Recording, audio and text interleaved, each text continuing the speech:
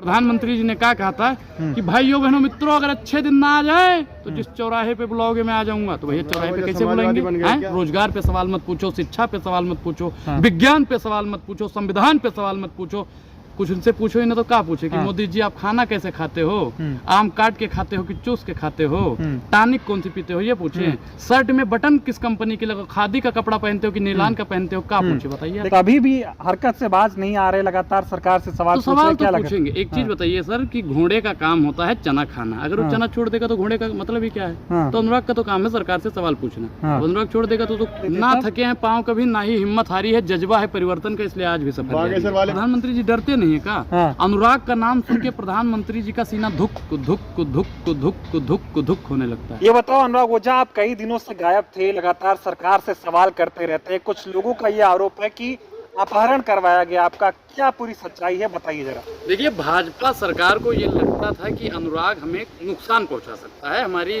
राजनीति को नुकसान पहुंचा सकता है, इसलिए भारतीय जनता पार्टी की नपुंसकता थी कि उन्होंने हमें जेल में भिजवा दिया। पहले वो किसानों से डरे मोदी जी, फिर पहलवानों से डरे मोदी जी, राहुल गांधी के सवालों से डरे मोदी जी, अनुराग के सवालों से डर गए, अनुराग को भी उन्होंने चोर को चोर बोला, उनकी संस्था रद्द करवा दी, हमने अपराधी को अपराधी बोल दिया तो हमें भैया जेल में डलवा दिया। ये प्रधानमंत्री जी की और पूरी भाजपा की नाकामयाबी है। अनुराग किस ले जाना जाता है? क्यों अनुराग सरकार से सवाल पूछता है, और सरकार से सवाल पूछने की हिम्मत भैया थी, है और रहेगी। मोदी जी चाहे ना तो भैया फांसी भी दे देंगे तो लेकिन ऐसा क्या हुआ, ऐसा कौन सा बयान दे दिया अनुराग ओझा ने कि पुलिस उठा ले गई? आप मैंने यही बोला था कि ठोक दो वाला सिस्टम होता तो आज वर्तमान सरकार कहाँ होती। हाँ।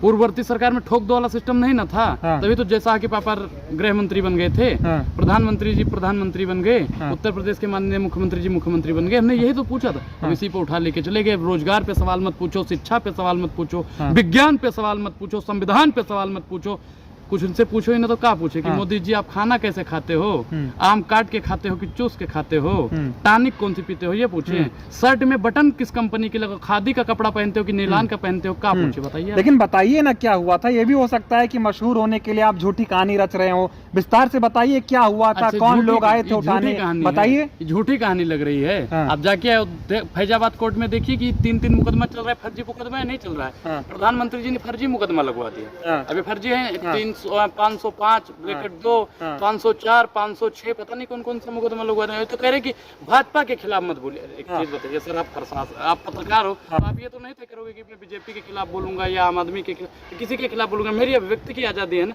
आप मुझे रोकने वाले कोई नहीं होता। अब जो ले जा रहे थे वो कह रहे कि मोदी के खिलाफ मत बोलिए, भाजपा की नीतियों का विरोध मत कीजिए, ब्राह्मण जितने हैं भाजपा के साथ में, हिंदू जितने हैं भाजपा के साथ में। अब क्या हिंदू जो है भाजपा के साथ नहीं रहेगा तो हिंदू नहीं रहेगा क्या? आपने बताया कि 7 पुलिस वाले थे, आए उठा ले गए, पिस्टल दिखाई आपको, एक्सयूवी गाड़ी से लेकर आए थे, पहले बताया नहीं कहाँ ले जा रहे, बाद में पता चला कि आपके ऊपर केस कर दिया गया, FIR। यहाँ पे हम बैठ के चाय पी रहे थे ना, तो तभी आई कि साहब बुला रहे हैं, सेल्फी लेनी है। तुमने कहा भैया चलिए साहब बुला रहे हैं, तो हमने सोचा साहब बुला रहे हैं। अब हमें क्या पता था साहब ने बुलवाया था कि साहब बुला रहे हैं। तो वहाँ पे जैसे हम गए, कह रहे कि हम क्राइम ब्रांच से, क्राइम ब्रांच। तुमने कहा भैया चलिए ठीक है, हम गलत नहीं है, तुम चल दिए। और फिर आगरा हाईवे पे जैसे गाड़ी चढ़ी, भाई डिग्गी में से सबका सामान सबके हाथ में पकड़ा दिया। फिर मैंने सोचा कैसा सामान वही ठोक दो। वो वाला सामान था। पिस्टल सबके हाथ में पकड़ा दी। तो मैंने सोचा कि ये बजरंग दल के लोग हैं। उन्होंने क्या मेरे ऊपर नहीं रख दी थी, लेकिन मैंने सोचा कि बजरंग दल के लोग हैं, अभी ये ठोक देंगे। फिर आगे टूल टैक्स पड़ा, वहाँ पे उन्होंने दिखाया अपना कार्ड। फिर मैं इत्मीनान से बैठ गया। उन्होंने रास्ते में खिलाया पिलाया भी, लेकिन वही है कि वो मतलब बीजेपी वाले लोग थे। मतलब बीजेपी की पुलिस आई थी अनुराग ओझा को डराने के लिए। की पुलिस थी वो, बिल्कुल बीजेपी की पुलिस थी। पुलिस वाले जब ये कह दें कि आप बीजेपी का विरोध नहीं करोगे, सरकार से सवाल नहीं पूछोगे, तो आप पुलिस थोड़ी हो, बीजेपी के हो। अरे तो अनुराग ओझा में ऐसा क्या देख लिया प्रधानमंत्री ने, योगी जी ने, कि उठवा लिया, उधर लेकर चले गए? डर गए क्या? अरे प्रधानमंत्री जी डरते नहीं है का? अनुराग का नाम सुन के प्रधानमंत्री जी का सीना धुक धुक धुक धुक धुक धुक होने लगता है।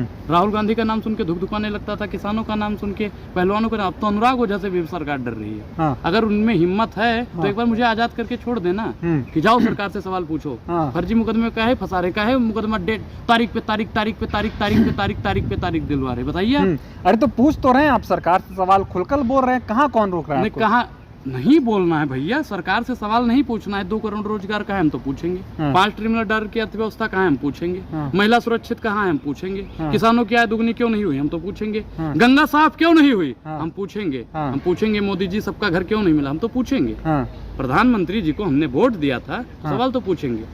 लेकिन इस देश में क्या लग रहा है, कैसा हो गया, तानाशाही चल रही है क्या कि जो भी सरकार से सवाल पूछे उसको जेल में डाल दो? बिल्कुल यही चल रहा है तानाशाही भैया। इतना तो इमरजेंसी जब लगी थी इतना नहीं हुआ जितना इन्होंने कर दिया। जो डलहौजी न कर पाए वो काम कर देंगे और कमीशन दे दो तो भारत की एक संपत्ति को नीलाम कर देंगे। मेरा सब दुश्मन अर्पित न होगा दिल्ली के दरबारों में, मेरी जीवा चाहे कट जाए मेरी खड़े खड़े बाजारों में। भैया प्रधानमंत्री जी के सवालों से उनसे डरने वाला नहीं। हाँ, लेकिन ऐसा क्या है, प्रधानमंत्री तो अपने आप को कहते हैं ना कि मैं जनता के लिए काम कर रहा हूं, जनता गरीब परिवार से तमाम तरह की वो बातें करते हैं, तो इतना बुरा थोड़ी हो गया देश का प्रधानमंत्री की अनुराग ओझा जो है उसकी आलोचना करता रहे, बुराई करता रहे, गाली देता रहे। गाली मैंने उनको कौन सी गाली दे दी?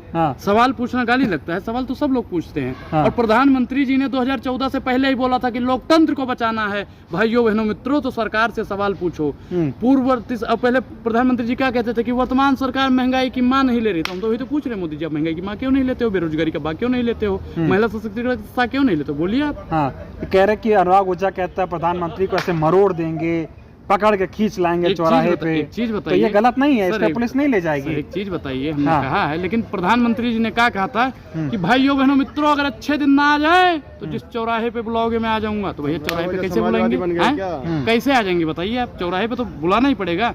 नेहरू जी का तो भैया एक महिला ने कॉलर पकड़ लिया था, तो हमने तो यही तो कहा कि प्रधानमंत्री जी को जवाब देंगे। हाँ, लोग ये भी कह रहे हैं कुछ लोगों के शहर में आके अनुराग ओझा इस तरह की हरकत कर रहे हैं, बहुत लोग हैं पीछे आपके। कौन लोग हैं भैया? कोई लोग हैं थोड़ी पीछे, देखो कैमरा चल रहा है ना भैया, पीछे कोई दिख रहा है? जिहादी गैंग है तुम्हारे पीछे। सबसे बड़े जिहादी लोग हैं, उनके साजिश में आप आ गए। कोई ब्राह्मण होकर आप जो है उन चीजों को बढ़ावा दे रहे हैं। किस चीजों को मैं बढ़ावा दे रहा हूँ? पैसा मिल रहा है आपको इसलिए पुलिस उठा कर ले गई। भैया देखो, मैं जीवन का मूल समझता हूँ, धन को मैं धूल समझता हूँ। आज तक किसी राजनीतिक पार्टी से न 1 रुपया लिया है, न ही लूंगा। एजेंट है बताया जा रहा है, पाकिस्तान के एजेंट हैं। तमाम तरह के आरोप लग रहे हैं आपसे। तो आप तो ये भी बता रहे थे कि पुलिस वालों ने आपसे पूछा कि आप असली ब्राह्मण है कि नहीं? अरे हाँ, 18 बार नाम पूछे, हर 1 किलोमीटर बाद नाम क्या है, अनुराग ओझा है। हर 1 किलोमीटर बाद अनुराग ओझा है। जब मैंने रामचरितमानस की 2-4 चौपाई सुना देना तो उनको लग गया कि हाँ ये वाकई में अनुराग ओझा। तो अभी भी हरकत से बाज नहीं आ रहे, लगातार सरकार से सवाल पूछेंगे। एक चीज बताइए सर कि घोड़े का काम होता है चना खाना, अगर वो चना छोड़ देगा तो घोड़े का मतलब ही क्या है? तो अनुराग का तो काम है सरकार से सवाल पूछना। अनुराग छोड़ देगा तो खोखला हो जाएगा ना। क्या जरूरत है, पढ़ाई लिखाई करिए, अभी उम्र कहाँ है तुम्हारी सवाल पूछने की? सवाल पूछने की उम्र नहीं, सवाल पूछने की तो भैया कोई उम्र नहीं होती। 2 साल के बच्चे से कह रहे पूछो, हम तो हमारा बच्चा पैदा होगा ना, हम तो उससे भी कहेंगे चाहे राहुल गांधी प्रधानमंत्री बनेंगे और चाहे सोनिया गांधी जी बनेंगे या और भी कोई बनेगा, कोई भी बनेगा, बिल्कुल बनेंगे। बिल्कुल राहुल गांधी प्रधानमंत्री बनेंगे। भाई अनुराग को हाथ लगाया साहब की पुलिस ने तो कर्नाटक हारे या नहीं हारे? तो अगर किसी को भी सुनिए और गलती से दोबारा हाथ लगा दिए तो 24 पूरा हर जगह में लिख के दे रहे हैं। अभी डर नहीं लगता है क्या?